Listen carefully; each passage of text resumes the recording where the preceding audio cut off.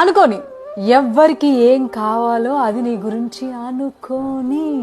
ఎవరన్నా ఒక పర్సన్ వచ్చి నీ గురించి వాళ్ళు ఇది చెప్పారు, లేదంటే నీ గురించి వాళ్ళు ఇలా అనుకుంటున్నారు, లేదంటే నీ గురించి నాకు ఒక విషయం తెలిసింది, ఇదంట కదా అదంట కదా ఇలా అంట కదా అలా అంట కదా అని అంటే వాళ్ళకి క్లియర్గా నువ్వు చెప్పే అవును అనుకోని, దానికి ఇంకొంచెం యాడ్ చేసుకుని కూడా నువ్వు కూడా అనుకో, ప్రాబ్లమే లేదు.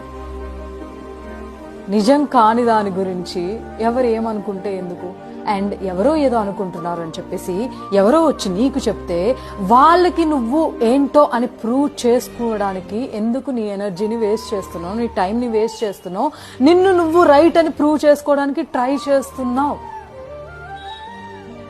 నిన్ను నమ్మలేని మనుషులకి, నువ్వేంటో తెలియని మనుషులకి నువ్వేంటో చెప్పడమే వేస్ట్.